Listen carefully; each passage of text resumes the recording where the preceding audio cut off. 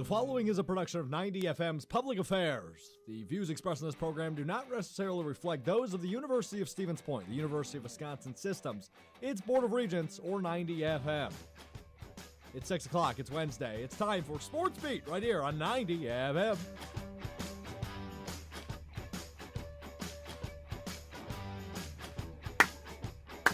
Come on, everybody. Come on, everybody. Come on, everybody.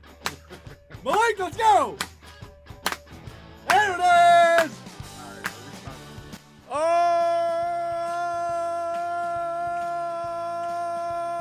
yeah, baby.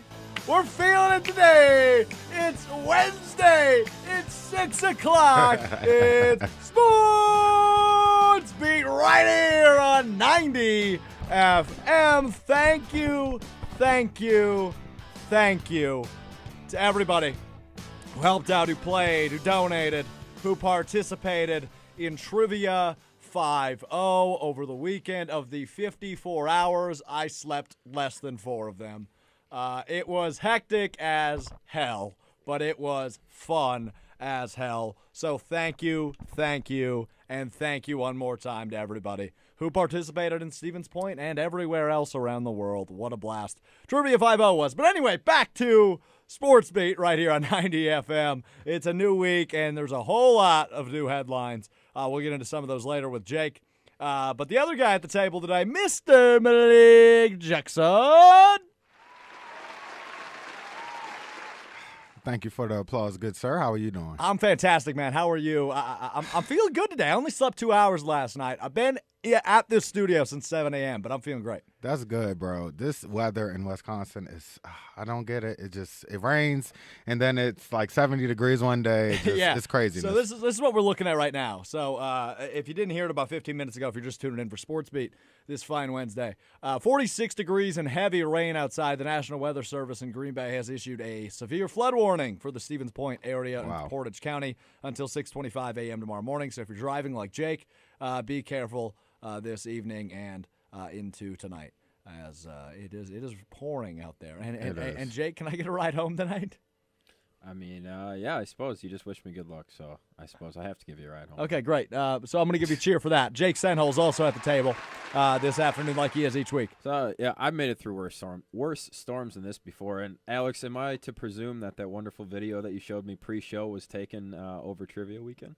It was, yes, that video. I could only assume. I jumped through a table, folks. Sorry, Grandma. Sorry, Grandpa. I know you guys are listening out in Manitowoc. I jumped through a table. I'm okay. I'm fine. Don't worry.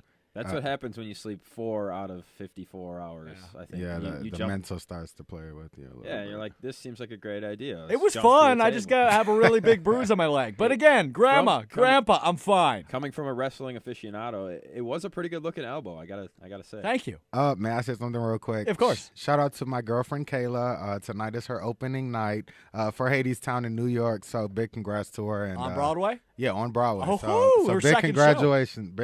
Big congratulations to her. Congratulations. Now we only say congratulations. All right, I'm done with that. All right, yo, so we've got a ton of stuff to jump into. Justin Garcia of the Milwaukee Bucks Radio Network is going to join us in about 5 minutes to preview tonight's Game 2 and review Game 1 between the Detroit Pistons and Milwaukee Bucks. They tip off right when we finish tonight in about 55 minutes. Look at us. Talking to bigwigs like Justin Garcia. Justin Garcia. You and I met him about a month. We did. 2 months ago? A month and a half ago? That's what's up. We had the pleasure and the honor of having about a 5-minute chat each, I think, with him. Yeah. And, good dude. Yeah, got pretty to talk dope about a lot of things, and seems like he really likes his job. So he does really like his job. Jake, you have not heard this interview yet. It was pre-recorded. Justin Garcia is currently on the air, so he couldn't join us live, unfortunately. That was the ideal scenario. But unfortunately, there's a pregame show going on in the Milwaukee Bucks radio network. So we had to pre-record. You saying Game 2 of the playoffs is a little bit more important than talking with us here on Sports Beat? I'm just not sure. I'm not sure about that either. I'm not sure about that. We're going to have to take that one up with Justin. Yeah, we'll have to ask him. Hopefully Game we can 2 get him of on. the playoffs. We'll have to get him on once the Bucks season ends. Hopefully it ends hosting the O'Brien Trophy. But again, not till June. Right. So hopefully we won't be here when the road ends. But if in the case we some way, shape, or form are, we'll have to pick his brain again. But next week we've got an NFL draft special, so we'll have a few guests either stopping by or calling in. So a jam-packed show next week. Looking to make that about 90 minutes long. So 5:30 start time next week right here on 90 FM. So stay tuned for that. So for all of you listening at home, a 5:30 start time next week for our NFL draft special. We're going to try to do our picks beforehand, run through what we think, ask about top prospects, ask about the Green Bay Packers situation. We'll have a few guests lined up, couple live, couple pre-recorded. So I look forward to that. And it should be a pretty quality draft show, as the three of us all get a chance to practice our draft show the day before over at SPTV. So that's right. That's it should true. We'll be clean. Yeah, it should only be the top quality, top notch. There we go. So yes. yeah, That's true. Come listen to us if you want. If you want to know the first round of the draft on Wednesday night instead of Thursday night, just come listen to us. Yeah. Well, last year we did it when Nathan Hansen was sitting in this chair. I was actually in the room to my left for all of you watching the podcast in the newsroom because we had like 5 people on the show. I only got 4 of the 32 picks correct last year because I didn't have Mayfield going 1, so that screwed everything up. Sure.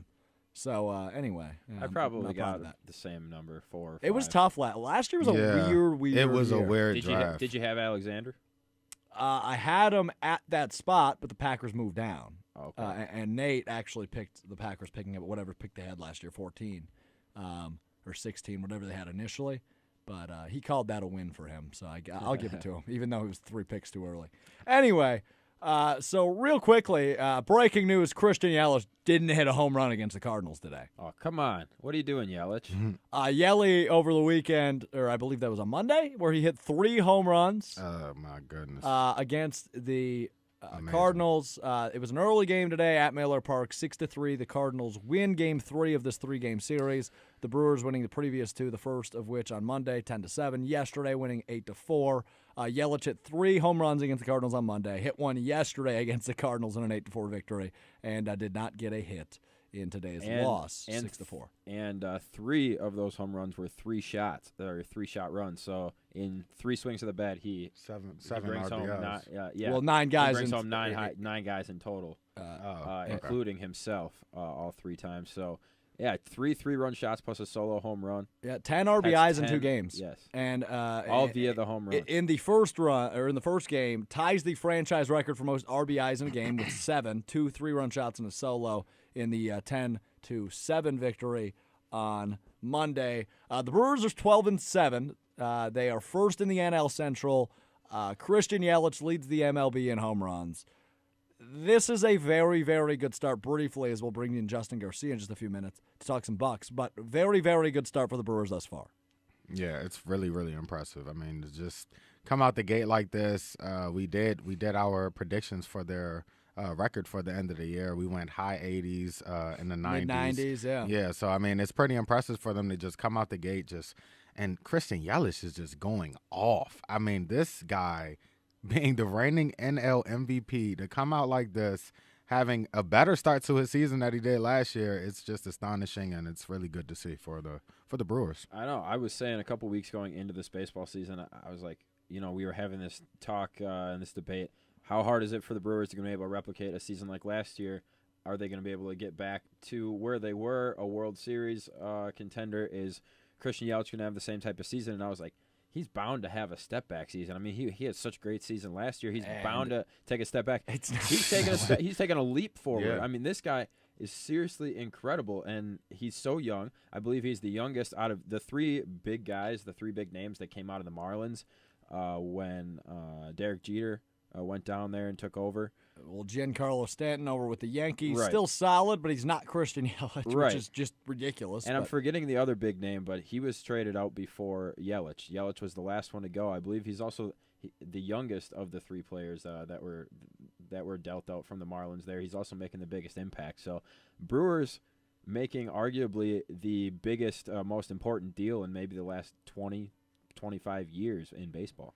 Yeah. Exactly. We'll come back to the Brewers in a little bit, but until then, we are joined now on Sports Beat with Justin Garcia, the studio host on the Milwaukee Bucks Radio Network and WTMJ Milwaukee. Justin, thanks so much for hanging out with us tonight on Sports Beat.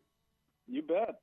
So I guess let's jump right into tonight, but we'll go back a little bit. We'll backpedal. Game one showed that the Bucks are exactly who they showed they were in the regular season, at least in my opinion. And the Pistons are not not very good without Blake Griffin. So Justin, what did Game one tell us about the Bucks? Was it something new or was it pretty old news? I think it was mostly old news and what we'd seen so far this season. But the telling thing was you saw some of the, I'm not going to say upsets, but surprises on Saturday in day one of the playoffs. You saw the Nets go on the road and win. Right. The Magic go on the road and win. And the Bucks didn't fall victim to that trap. So the focus is something that they've talked about all season long. That's come from Coach Budenholzer, and that was certainly on display in game one. Absolutely. The coach of the year frontrunner, in my opinion, and Coach Bud, and that has totally changed, at least the atmosphere around the team, it seems. But I mentioned Blake Griffin being a non-factor in game one, well, because he didn't play. But you just quote tweeted something I saw, and I got an alert on my phone. Dwayne Casey, the head coach of the Detroit Pistons, saying, hopefully it's tonight in regards to his return to the floor. This seems quick, as you said on Twitter, but in the case it happens, this changes things, right? It changes things somewhat, and, right. And this is pretty fast to go from the sounding like he's out for the remainder of the series to all of a sudden they think he'll play tonight. But even with Blake Griffin, the Bucks went 4-0 against the Pistons and won those games by an average of 15 points. You would certainly expect this won't be a 30-point laugher that we saw in game one if Blake Griffin plays. He does change a lot for him, mainly without Blake Griffin on the floor. There was just no offense or consistent offense coming from the Pistons. But we did see during the regular season there's ways to attack him defensively. And again, even with him playing, the Bucks still had quite a bit of success. So it changes things a little bit, but I would think even with a healthy Blake Griffin, the Bucks are probably favored to sweep this series. Yeah, I'm with you there. Let's talk about Giannis quick. 24 and 17 in game one. I mean, the guy's just ridiculous. MVP frontrunner, of course. Play of that level might not be necessary in this first round, as you mentioned, Justin, but what does that line tell you in a 35-point victory? Is it just Giannis doing Giannis things, or is he absolutely crucial, both on the rebounding side of things and scoring side of things, for the Bucks to be just as successful as they were in game one? Well, my Giannis takeaway was a couple of things. And number one, not only him, but really all of those starters, you were able to limit the minutes. And I think Giannis only played, you mentioned it, 24 minutes, and that was basically all the guys.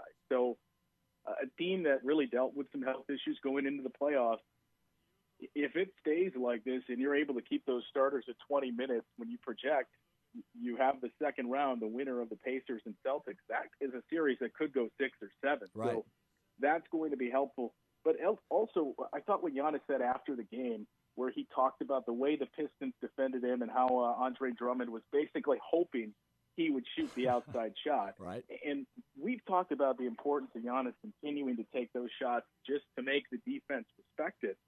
But I thought what he said after the game, where he said he knows the opponents want him to take that, but when he's getting to the rim as easily as he did against the Pistons, he also realizes I have to just keep doing what I'm doing. So you can sense, too, Giannis learning this offense as the season went on and picking some intricacies up from it.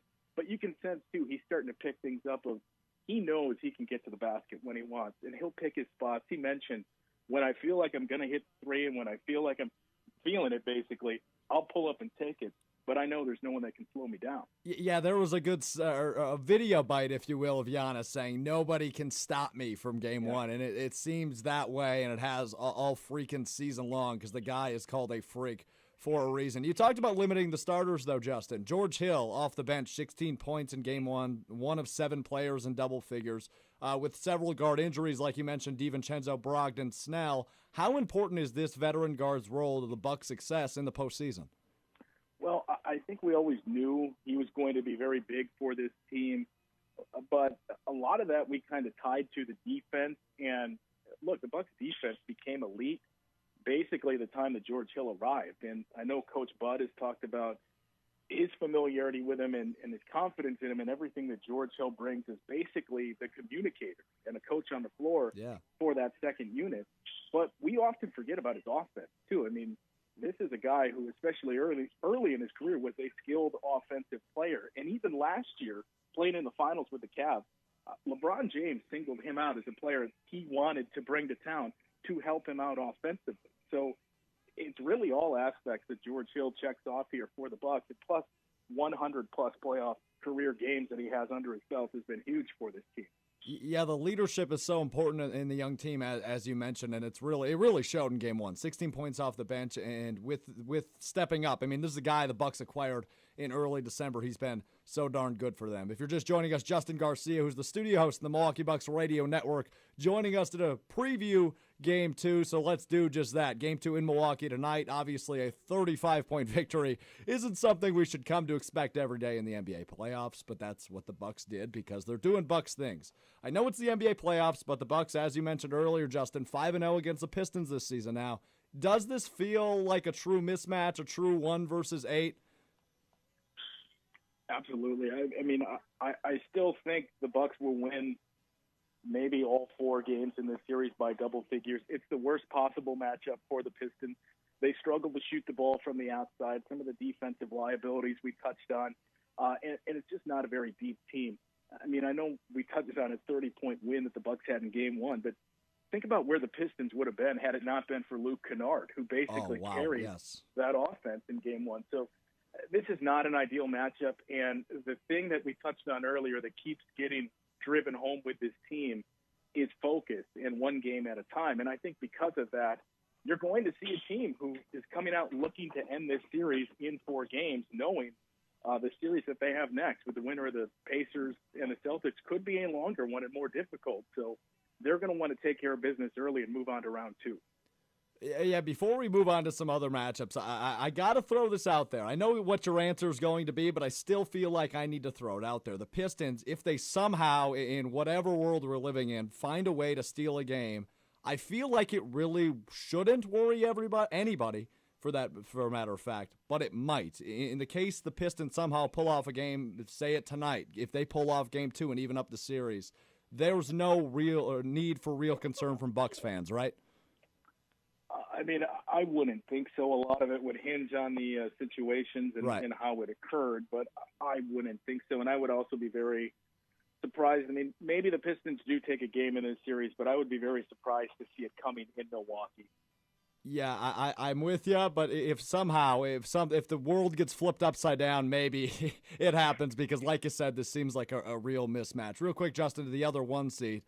Golden State losing Boogie Cousins the other night, losing Game 2 after blowing a 31-point lead. Give me your expertise, Justin. Is this maybe the year we see the Golden State Empire crumble? Well, if I had to pick Golden State or the field, I'm still going to pick Golden State. Yeah, but me too. One of the things I've talked about with people, whether it be on my program or just in casual conversations, is the thing about dynasties is they never end how you expect it to. Right. It's abruptly done, and you look back and say, remember that year that this happened. And this has had all the making of that being that type of year for the Warriors. The in-house fighting, the lack of depth, and how you've seen that kind of chipped away the last few years.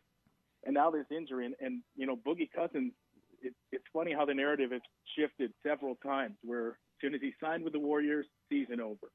Then as you saw him taking some time to come back and working off the rust, you wondered, well, does this really fit with what Golden State's trying to do? And then you saw just how he adapted to that offense and everything he did, helping set up shots for guys like Klay Thompson, and it shifted back to, well, this is going to be a problem. So it's a big blow, and, also good news for the Warriors that they did bring in Andrew Bogut, but you have to wonder, too, how much you can rely on Andrew Bogut. So the big thing for Golden State is we knew depth was an issue to begin with, and now that's an even bigger blow. Yeah, but when you've got that many stars, I'm with you, Justin. It feels really hard to pick against them.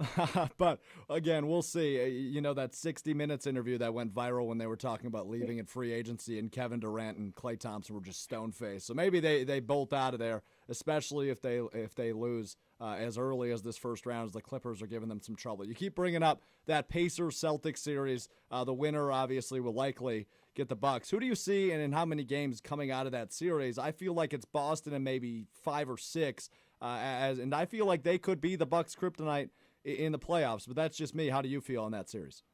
Well, going into the series and even towards the end of the playoffs, I was one of the few that thought the Pacers still had a chance to finish with the 3 seed just because of the job coaching job that's being done there by Nate McMillan, and the fact that it's a team full of guys that know what their role is and have really embraced it, and they play as a team and they make you work on every possession defensively. So obviously we didn't see that happen.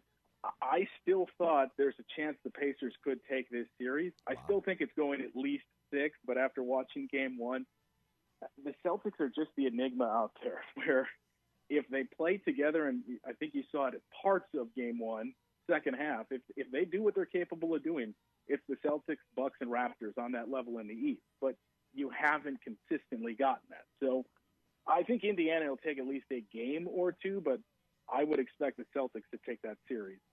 I think so, too, and I think that sets up a really interesting second-round matchup, a rematch of a 7-game series in the first round last year between Milwaukee and Boston.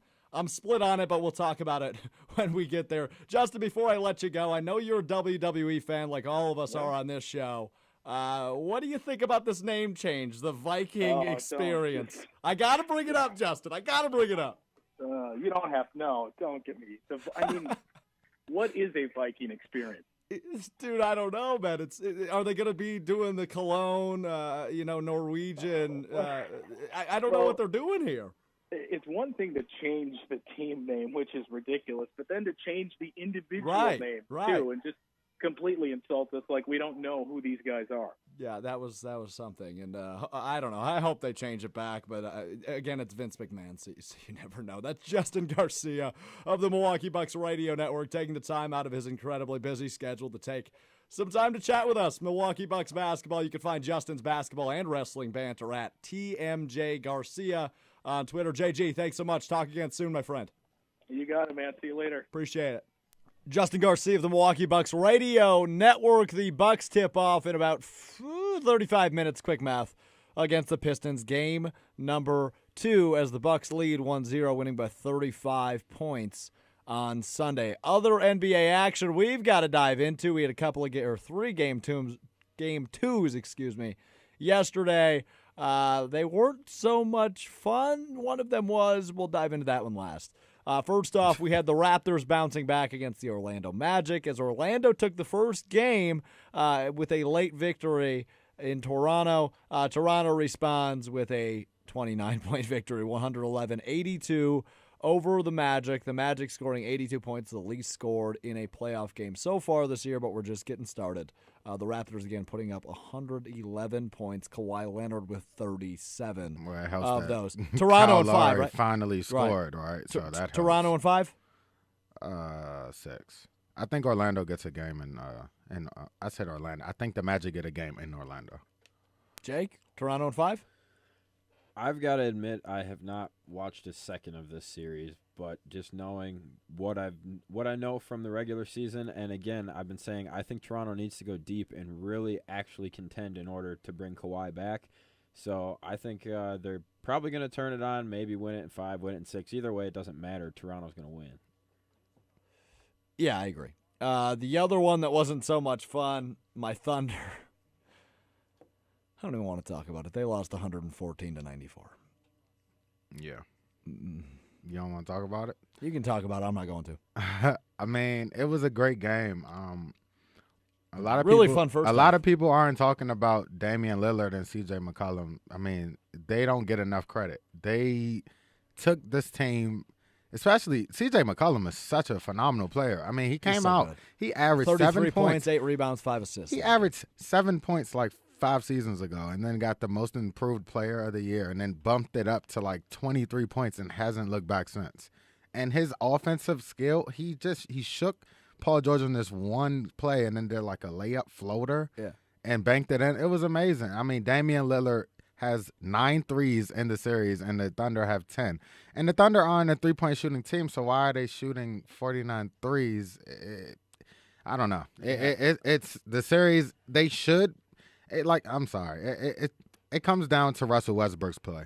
He did not play well. Shot yeah. 5 of 20, Yeah. 1 of 6 And from even outside. he said it. And even he said it in the post game. He said, I have to play better. And he does. when you're going up against a Damian Lillard, you have to play aggressive and you have to take majority of the shots. Why is Paul George taking majority of the shots if he has a bummed shoulder and he's trying to get back in he rhythm? looks completely fine. He had 27 points, 8 rebounds, 3 assists, shot 11 of 20, 2 of 7 from outside, which could use some improvement, but he looked fine. Again, 27 points for Paul George. I don't think a bum shoulder is the right way to put it, but obviously there is some sort of issue there that's being undermined. But he's playing. I mean, he played 41 minutes, which was the most of any player on the Thunder, and again had 27. So I think he still deserves to be taking probably more shots than Russell Westbrook. I don't agree with that. I don't. Well, Russell Westbrook is shooting 5 of 20, which means Paul George made 6 more shots in the same amount of attempts. How many threes did Russell Westbrook take? He took 6 of them, made 1. He went 1 for 6. Either way, they have 10 in the whole series. That's not gonna do. That's not gonna. Yeah, they shot That's 5 not of gonna 28 from cut outside. anybody. That's not gonna, Shot 5 of 28 from outside yesterday. They only have 1 more 3 than Damian Lillard. I know. That is outrageous. And I mean, and Damian Lillard, so he's got 9 in the series. In the series, yeah, in 2 games. Yeah, and he could honestly he 5 could have a lot more than Saturday. that. I mean, you get hot from outside or anything like that. I mean, nine's a great number, but he could have more. Damian Lillard and C.J. McCollum, 29 and 33 respectively. I mean, if you can slow those guys down, you can win a basketball game.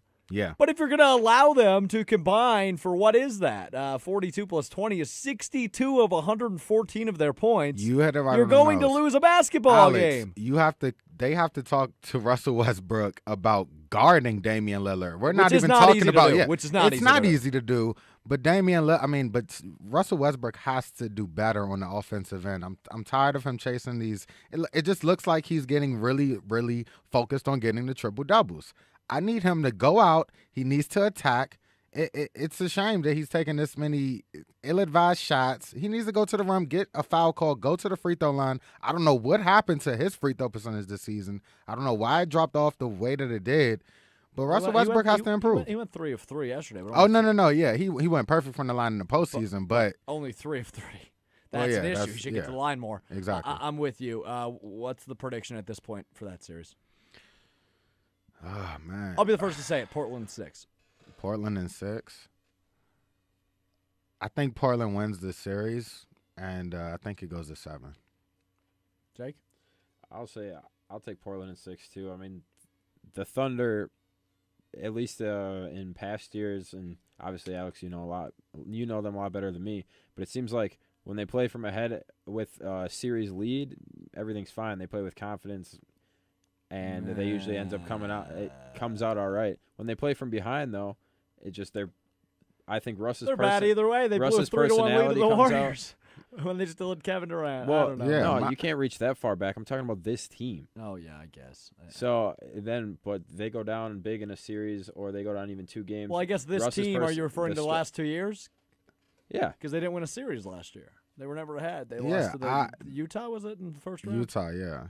Yeah, My I question don't to know. you, Alex, is Yeah. with Russell Westbrook averaging a triple-double for 3 great seasons, it's an incredible feat, right? If you say anything about stat padding, I'm turning off your microphone. Of course I'm not going to say anything about stat pattern because if anybody could average a triple-double for a season, they would. Yep. But with him going into these postseasons these past 3 years, he hasn't showed any type of it just hasn't been any type of consistency, and he's getting put out in the first round. And, I mean, a lot of people are saying that he now has Paul George. So it's like, what is your excuse now of getting put out? Because you had Kevin Durant, and you had a lot of success when both of them were healthy, and they both were doing what they were supposed to do in their respective roles. My question to you is, would this have worked if Kevin Durant was still there, this playing style that Russell Westbrook played, the way he's playing now? Because he didn't play this way when Kevin Durant was on the team. I don't have a correct answer. I don't know. Obviously, Kevin Durant is potentially the best player in the world right now, and obviously it hurts that he left Oklahoma City. But then again, when it was Russell Westbrook, averaging a triple no, he almost averaging a triple-double 4 seasons ago, or 3 seasons ago rather. They were up 3-1 over the Warriors in the Eastern Conference or Western Conference Finals, and the Warriors went and blew a 3-1 lead, and then with a 73-win team.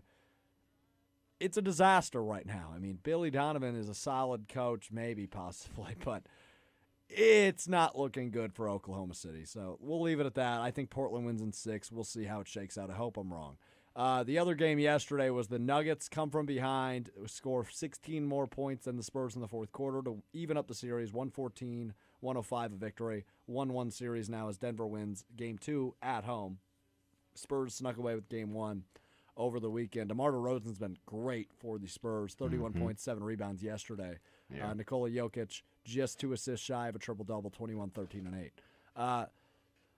This is a very good matchup. This is probably going to be one of the most, if not the most, entertaining series in the first round in either conference between the Nuggets and the Spurs.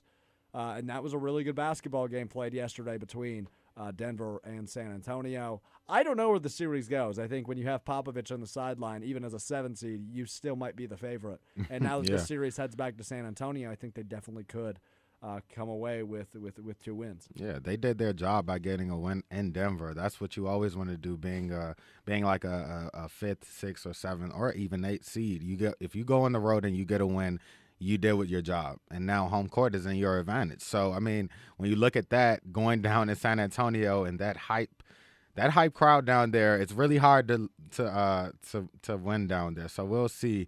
I do think that the Denver Nuggets are just more talented. I think that when you think about everything that they throw at you, the experience factor, that is the biggest thing. And Greg Popovich, like you said, every single postseason the Spurs play at about on a scale of 1 to 10, they're going to always play at like a 7 or an 8. You know what I mean? They're never going to play below that just because of Greg Popovich and just the way that his tactics are to play in the game. So it'll be a tough series, just like I think like the Brooklyn and 76ers series is going to be an interesting bout, I think so. But in all, I think that the Denver Nuggets they find a way to get it done, and they're probably going to get a win. And I said that they close it out in 6, possibly. Yeah, I think that Denver can have a bounce back game, come back and win one in San Antonio. They won Game 2, but I think that they're going to have a fast start, I should say, down in San Antonio, because I think that I agree with you, Malik. They're the more talented team. Right. They led the West for a good majority of the season, over half the season. I think they were in first place in the West. Yep. So it's like they know what type of team they are. So they lost Game 1 at home. You know, that happens. I think they're gonna realign, get things back together, and I think they're gonna take Game 1 in San Antonio. Or Game 3, first game in San Antonio. Right. When you're a team like Denver, you mentioned it, and I'm really glad you brought it up. Being in first place for well over half the season, Golden State came and pulled ahead at the end as Denver started to slip a bit. They want to prove their worth, and to match up with a team like San Antonio in the first round is almost poetic. It's a classic, really solid franchise with potentially one of the best coaches in NBA history. So to get a series victory over San Antonio in the first round, that's almost the first monkey off the back, because when it comes down to the second round in the NBA playoffs, it's anybody's ball game. You've got 8 really, really good basketball teams remaining. Well, and this team's really good, and they've got experience, playoff experience, but they haven't won anything. Like, they don't have any real solid foundation of actual winning. So you've got to put these types of series behind you. You know, these are the teams that you've got to beat. They're the stepping stones. And, like I said, this team's good, but they haven't actually done anything yet as a group. Yeah. Of significance by getting to the finals or even the conference finals. Yeah, and the only person on their team who has been to a conference finals is Paul Millsap when he was on the Atlanta Hawks. So, when you talk about experience, they really don't have that. But then you have DeMar DeRozan on the other hand, who's been getting swept and has been at the hands of LeBron James's wrath for how many years. Right. So, when you think about that, that also gives you a lot of drive to want to beat this team and get to the second round, because that taste is just like, I'm in the Western Conference. I have one of the best coaches, as you attested to, Alex. Like, it's just that much of a drive to try to get to the second round. But we shall see. Elsewhere in the NBA, if you put up 123 points in a NBA playoff game, you've got a good shot, but not if the other team's scoring 51 alone in the third quarter. 76ers even up the series against the Brooklyn Nets, 145-123 on Monday. That series continues tomorrow, I believe, in Brooklyn, and it does. Brooklyn looked really hot in Game 1. Philadelphia looked phenomenal in Game 2. That's going to be a really solid series as well, but nobody cares about that game on Monday. It's a game that everybody went to sleep for besides maybe me on Monday, and that's the Clippers coming from behind 31 points against the reigning defending NBA champions in the Golden State Warriors. They win 135. The Clippers do 135-131, the 8 seed over the 1 seed to even up the series and bring it back to L.A. just south of the Bay. That was a great game, and it didn't look like a great game. You know, I was not watching that game at all, and then I was on Twitter like right before I was going to go to bed, and I saw Malik was tweeting about it and about how they're going to come back and whatever. And I saw how, so we were all awake. Yeah. So I saw Look how at us. big, We're proper journalists. We stay awake. I saw how far down they were early on, and I was like, "What? There's no way they can come back." And I turned it on, and it's funny you just said that, Alex. 'Cause I turned it on. I was like, watching them come back. I think they were down by like 6 or something at that point, and I fell asleep before the end. End of the game. Man. So I woke up. Jesus, I woke up, and I assumed that the Warriors just held on and won. I checked Twitter again, and the Clippers did it. Everybody's talking about it. I was like, dang it. I was exhausted though. That's what you get. And I was never planning on watching that game, so I don't feel that bad about it. Well, anyways, games on tonight. We're going to have to talk about 2 of them. The one going on right now is the Pacers and the Celtics. There's 1 minute left in the first quarter. Pacers lead by a point, 28-27. Bojan, I always slaughter his first name, Bogdanovic, has 10 points. Kyrie Irving on the other side. Now Doug McDermott just made his second free throw, so Pacers up 2. Dougie. And Gordon Hayward just made a floater. This is a lot of scoring. 29-29. Kyrie's got 7, 4, and 1 steal. The game on in about less than a half an hour. As mentioned, Pistons Bucks. I imagine we're all looking at a Bucks sweep. Not much to talk about. It's just a complete mismatch. Yeah, if Blake Griffin doesn't play, and even if he does, they're still going to sweep them because they just don't have the firepower. And this is the Bucks' year. We haven't seen them ever play like this. They're playing so explosive. And they haven't played like this since the Ray Allen team in 2001, right? I think that was the year. Yeah, 2001. Yeah, and Giannis is taking on this role as like he was never, I don't want to call him like a baby face to use a wrestling term. I mean, he was in some ways, but he was the Greek freak as well, but he's taking on this role where he's just like, no, I'm the man. I'm the best player in the NBA. Nobody can stop me. Nobody. Yeah, I he's love like, it. I'm not. I like, love it. He's just taking this extra step where instead of everybody loving him, loving his story, he's a really good basketball player. He's like, no, screw that, forget that. I am the best player. Like, I want everybody to know that. So he's just taking on this role and this different persona, and I think that's very, very dangerous for any team, but especially a team with no chance like the Pistons. I think he's just going to continue to destroy them and then take as much time off between series as he can. See, the nice thing is, which is very weird, obviously we had Justin Garcia on to talk Bucks, but we don't have to talk about it a whole lot because this series isn't interesting. It's plain and simple. The Bucks, a team from Wisconsin, is really, really good at their sport, and we don't even need to talk about it because they're that much better than their opponent. Does that feel nice to say? I just love the fact that Damian Lillard and Giannis Antetokounmpo are going off like they said that they were going to do for their respective teams, chasing their championships for their respective cities. I just love it, and they're both playing at the highest level right now in the playoffs, and it's just great to see because they want to bring championships back to their homes and to What if it was Portland and Milwaukee in the finals? That'd be fun. Yeah. It's never going to happen. It's probably not, yeah. Well, I guess we might as well talk about the team you think is going to be representing the Western Conference because you're the most biased human in the world. But Sunday was game 1 between Utah and Houston just absolutely dominated them, winning by 32 points, 122-90. They get a rematch again tonight in Houston. That is the final tip-off tonight at 8:30. Jazz, Rockets, game 2 from the Toyota Center. Malik, drop some expertise. Yeah, I think that it's going to be a closer game than that. They're definitely not going to beat them by 32 points, but I love the fact that the Houston Rockets came out and established it right from the get-go. You know, you had James Harden coming out, had 12 points in the first quarter. CP3 came out, and Clint Capella is really playing really great against Rudy Gobert. Like, he's really taking on the low post presence and is taking over. So that is something great to see. Something really interesting to watch, you think, for this series is definitely Donovan Mitchell. They're double teaming him off of all of his pick and rolls, and he averages against the Rockets in his career which hasn't been long. He averages 22 points, so that's interesting to note. And he's definitely not going to stay at that level. He's going to go over. Donovan Mitchell is a beast, so it's going to be interesting to see these two guards go at it with James Harden. I'm much Donovan more Mitchell. excited. I'm much more excited for this game. Sorry to interrupt you. I'm much more excited for this game than I am the Bucks Pistons. I think, as you mentioned, I'm I think not watching the Bucks game.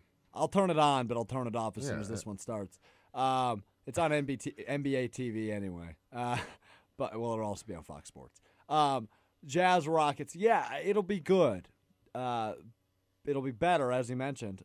I think the Rockets are better. Rockets still win, But no. I think this could be a trap game, a game where we see the Jazz pull off an improbable upset on the road, and it makes things a lot more interesting going to Utah. But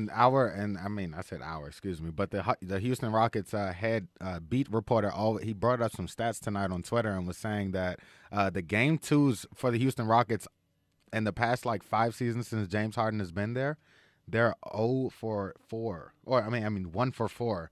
In the previous 5 seasons going to the postseason. So this is going to be interesting to see if they can win tonight in the postseason. Oh, excuse me, I'm sorry. They're 0 for 4. They haven't won any game twos in the first round. Really? So that's an interesting stat right there. That is a very interesting stat. We'll see if that streak breaks tonight. I just want to throw out a weird. Oh, go ahead. I was just gonna say the Jazz always seem to draw such a difficult first round opponent. Like they can never catch a break. They're usually a good team. They have a decent seed, and then they draw a really tough opponent. And even when they're a 1, 2, 3 seed, they draw some sort of opponent that's in the 7th seed that shouldn't be there. They should be a 4 seed or whatever. It just seems like I always have a tough road in the playoffs, and they hardly ever get out of the first round. And then if they do, they get squashed in the second. It seems like they're just one of those teams that you're right. No matter how good they are, they just can't match up to whoever they end up facing in the first round. That's and they lose. true. Now, we'll wrap up NBA here, but I just want to throw something really interesting at you. The Superbook at Westgate, Las Vegas, is according to David Purdom, who is a betting writer for ESPN.com. The Superbook at Westgate, Las Vegas, took a $100,000 bet on the Milwaukee Bucks to win their first-round series against the Detroit Pistons at minus 20,000 odds, according to race and sports director John Murray. The bet would pay a net $500. Wow, but This guy put down $100,000 to make $500, not $1,000, $500. Period. End. so how much money does he Just really for- have in his bank account? Yeah. It could be that Just same doing guy that, from doing that for thrills. I guess. could be that same guy from lacrosse that put down $85,000 on. 85, and he won 1.19 mil or something. Yeah, like so that. he ended up walking away with, I think it was $1.25 million betting on Tiger Woods. I was about to say, y'all talking about Tiger Woods? Hold on. Baby. Let it rip, Malik. Let it rip. I cannot believe Let it he rip. came back and won the Masters, and I watched the Look entire at him weekend. and tell him he's wrong. He Look at him. Tell him he's wrong. What Jake said, 1%.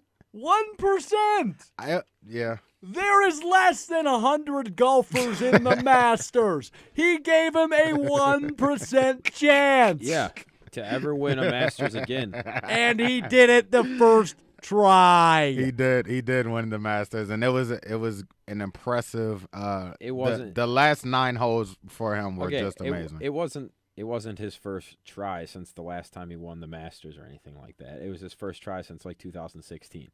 So, but you said I know what I said. Yeah, but you're trying to change what you said. No, I said the day the Masters started, you give him a 1% chance to ever win a Masters again. Yeah, and I was completely wrong. Now I'm very happy about being wrong. I love Tiger, but I do have to admit I didn't think. I have been watching him, and even though he played good golf last year, even great golf at times, he couldn't put together 4 solid rounds. He won 1 tournament at the end of the year at his home course. Okay, that doesn't make me believe that he's going to win the Masters. Now, hold on. Give me a second. I didn't say anything. I felt like you were about to. Now, I don't think that Tiger was never going to win a tournament again. I specified that. I thought he was never going to win a Masters again because one of the hardest tournaments that you can play in, you have to be at your absolute best and better than the rest of the golfers in the world for 4 days in a row one time a year. That's why when Malik and I were debating, does Tiger have less of a chance to win than the Capitals? Of course, because the Capitals have 7 games to do it every series and multiple series. Tiger has one time a year, one weekend a year. So anyway, with all that being said, I'm glad that I was wrong. However, caveat, it's not like Tiger went out and blew the world away with his round on Sunday. I think he only shot like 2 under. The rest of the field helped him out by not playing good golf either on Sunday. So it was all meant to be, and it was a great moment. Tough day on the green. It was a great moment for Tiger. But Hello, Francisco friends. Molinari shot 2 over. Everybody else that had amazing rounds of 6, 7, 8 under, they started the day only like 4 under, 5 under. It was the 12th hole when he did a double bogey. And Yeah, here's Tiger Woods it on the was green, meant. hole It was meant to 19. be for Tiger. It was a phenomenal moment. But all I'm saying is, like, yes, he won the Masters, but he didn't go out there and win with a 20 under score. He was good. He was good enough to win, and it was great. I loved it. But I don't know. I don't think that I was way, way, way off. I was way Hole wrong. 18. I ended up being way wrong. Hole 18 for So Tiger does Woods he? now. So Hole does he have the chance to pass Jack Nicklaus? The Yes. record? Now that he has this under his belt, I mean, why wouldn't he be able to win again? He's got a Masters win behind him. He's got 3 more tournaments, 3 more majors that he could possibly win this year. I mean, things are definitely trending up now. Once you get the first one off, I mean, there's not going to be anybody else that's going to sit around and not believe Tiger can win majors anymore. Now is this just the heat of the moment, or is it just Heat because of the moment? yeah, a lot of people are saying like, he did play phenomenally. He won the green jacket, but No, it's going to be really hard for him to win like- other major titles. Like I said, you have to be at the top of your game for 4 days in a row, and he was able to do that. Here's the other crazy thing. By playing 3 rounds in a 24-hour span. He played 3 rounds because of how the time worked out, how early they started on Sunday.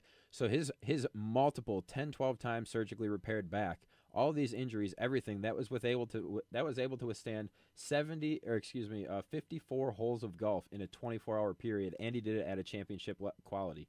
So everybody else struggled on Sunday too, but that's all you have to have again at a different tournament, or when he goes to the U.S. Open, it's summer, it's beautiful out, it's way different conditions, it's an open course, it's not like the pressure and the, I guess, the intensity of playing in the Masters. So, like I said, now that he's got the hardest tournament out of the way, I mean, why not? Why not go on and win the PGA Championship or anything else?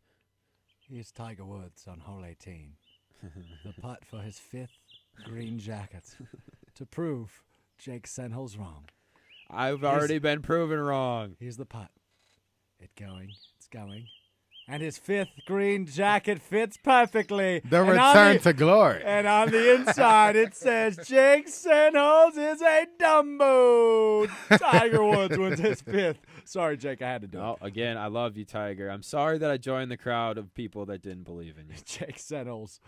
Oh, man. It's all right. We all get them wrong. So I get a lot of things wrong. I just like to give you a little credit. One last thing about the Masters. Last year I was in a Masters pool. I posted it to Twitter how it works. It's really cool. I won't explain it. But anyways, I won last year by 13 strokes. I was negative 40. I blew everybody away. This year I ended up tying for first because I took Patrick Reed. The only reason I did because he was the defending defending Masters champion. If I would have taken anybody else, I would have been back-to-back Masters pool champion. And get this. First place was $254. Ooh. Guess how much, or $252. Guess how much second place was? 0? 64. So I screwed myself out of over $150 because I tied for first, but I had John Rahm as my winner at negative 16, and the other guy that was tied with me had Dustin Johnson winning at negative 10, and Dustin Johnson took second place at this Dustin year's was Masters. playing really good. Yeah, he had a phenomenal round Sunday. He was pressuring Tiger. He was one of the only people, though. So anyway, I was almost a back-to-back Masters champion, guys. Yeah, man. But you weren't. But Almost. I tied for first, so Yeah. I ended up taking second. We're going to take a timeout. When we come back, I'm not going to say much because it's playoff hockey, and I know the boys are excited to talk about it. We'll come back. I'll just name the series. I'll let you guys take care of the commentary. It's Senholz, it's Jackson, it's Strofe, it's SportsBeat, 90 FM. I got royalty inside my DNA. Quarter piece, got war and peace inside my DNA. I got power, poison, pain, and joy inside my DNA. Without a buddy on your belt, you ain't without a ticket on your plate. You ain't sick enough to pull it on yourself. You ain't rich enough to hit the ladder skate. Tell me when destruction gonna be my fate. Gonna be a freak, gonna be a fate. Peace to the world, let it rotate. Sex, money, murder, our DNA.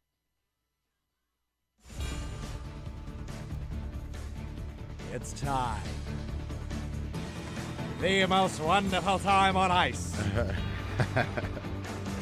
First, we lead off the Columbus Blue Jackets. Take out the top-seeded Tampa Bay Lightning with a clean sweep. The President's Cup winner. Isn't that the first time it's ever happened?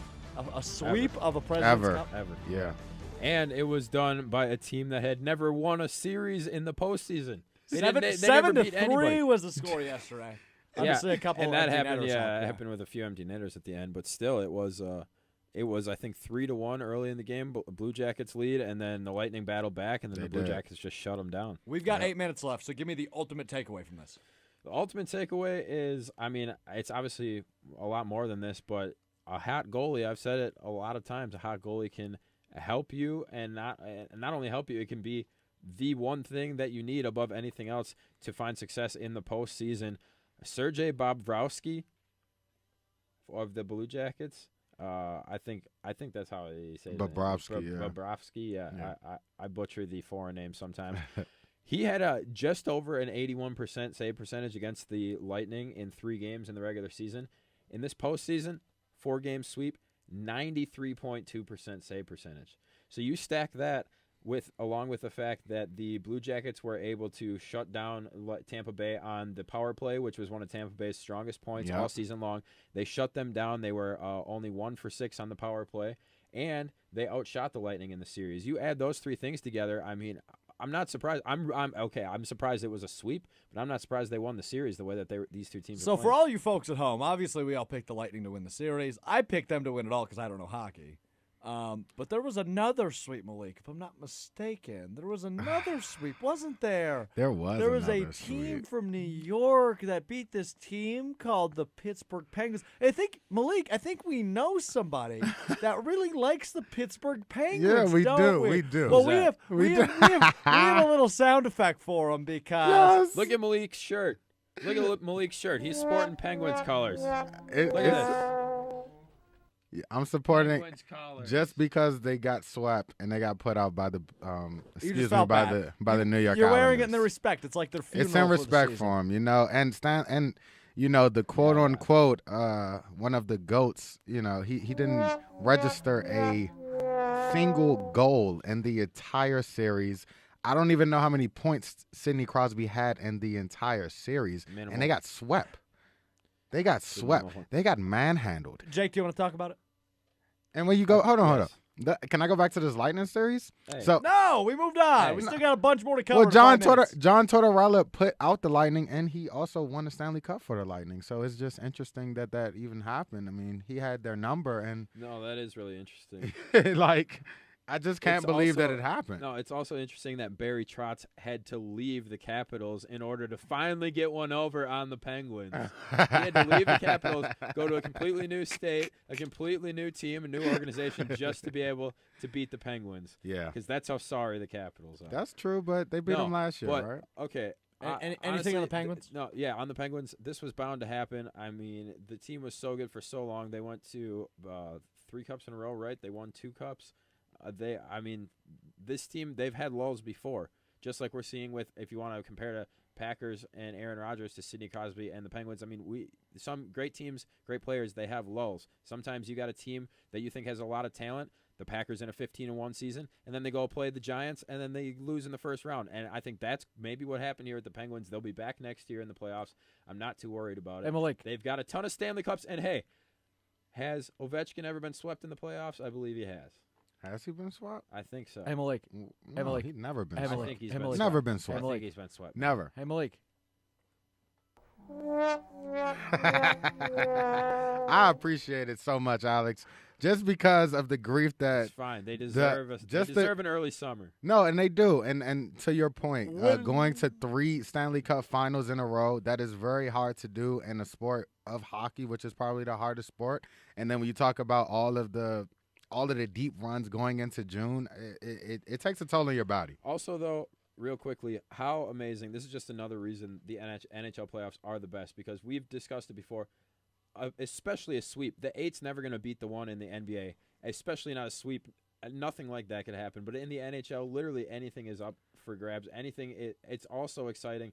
Stuff like this that'll blow your mind. I mean, the NBA has been so predetermined for like 4 or 5 years now, and look at what the NHL playoffs is giving us. Winnipeg over St. Louis in overtime, 2-1 to tie the series at 2 games apiece. I'm still going with Winnipeg, even though the Blues are playing phenomenally. So I'm still going with Winnipeg in 6. I picked them in 6, so that will be a good. So you think they win the next 2? Okay, Jake. Yeah. Any insight? I think Winnipeg's even a better team than most people think they are. I think they're going to pull it together, and I don't think they're going to lose another one at home. So I got Winnipeg in the series. Okay. Otherwise, this is kind of interesting. San Jose loses to Vegas 5-0 yesterday. Sharks are done. Yeah. Golden Knights up 3-1. Sharks are done. Yeah, the Sharks are done. I thought everybody's favorites are just dropping like flies. I don't know why everybody wrote off Vegas. Honestly, I was one too. Like I thought, great team, great story from last year. Yes. They're not as good of a team this year, even though they made upgrades, but they just didn't seem as good as last year. And now they just enter the playoffs. Marc-Andre Fleury's doing his thing. It's Marc-Andre Fleury. He's the best goalie in the league right now. He still is. He has been for a long time. That's true. And they're just playing so solidly in front of him. I mean, they're destroying the Sharks. Quickly, fire round since we got to get out of here. Bet. Toronto is leading Boston right now, 2-1. Who wins and why? Not even why. Who wins and how many? The Toronto Maple Leafs win in 6, and they have Austin Matthews and John Tavares. That's why. I've got Toronto in 7. They're my Stanley Cup pick. They're looking a little shaky right now. But I think they'll pull it together. Malik's Hurricanes lost on Monday, but they still lead the series 2-1. Caps. And how many? Caps. That's my team, not the Kings. And how many? What'd I say? You said Malik's Hurricanes. Yeah, I don't like the Hurricanes. Oh, sorry, Caps. Yeah. They lost to the Hurricanes. Yeah, My bad. they did. They win in 6. Yeah, they win in 6. Yeah, I gotta say, maybe 5. I gotta say the Caps do look like probably the 1 or 2 best, most put together teams in the playoffs right now. But we've got till June. Well, the Penguins are out and the Lightning are out, so they have to be the favorites. Colorado leading Calgary. Oh my goodness. 2-1. Who wins and how many? I still say the Flames pull it out, but Nathan McKinnon is amazing. Nope. I'm switching. Now that Makar is on that Colorado team, I mean, he's coming off a Hobie Baker Award, a national championship appearance. He comes out, he scores a goal on his first shot in his first NHL game in his first period ever. I mean, that kid is amazing. 19 years old, he provides a spark for that team. And, he's a defenseman, right? Yeah, he got up in the play. Yeah, so he had the confidence to get up in the play, join the rush, scored on his first shot ever. I think that team has got incredible young talent. McKinnon, bro, They've got a goal. Last one. We got to get it in. Avalanche win that series. Nashville up 2-1 over Dallas. Nashville's going to win. And 5-6 in 6. Like I say though, watch out for Pecorine. I don't know. The Rockets win tonight. I like him, but I mean he can just be reliable. We saw that unreliable. Give me the Jazz in Houston tonight. That's Jake Senholz. That's Malik Jackson. I'm Alex Strofe. That's all we got this week for Sports Beat. Go vote on my Brewers Twitter question. It's very interesting. What is this it? Week. Get it in quick. How many? Oh, I did see that. Yeah, the Brewers are on. They got to play 30 games in the next 32 days. James Harden is the MVP. Win? Go vote. Senholz on Sport. All right, that's it. I'm Alex Strofe. That's Jake Senholz. That's Malik Jackson. Thanks so much for spending your Wednesday night with us. Jazz Sides is next with Jay for Mela. We out. You just heard Sports Beat, a production of 90FM's Public Affairs on WWSP Stevens Point. Tune in next Wednesday for our next show at 6 o'clock from 90FM, your only alternative.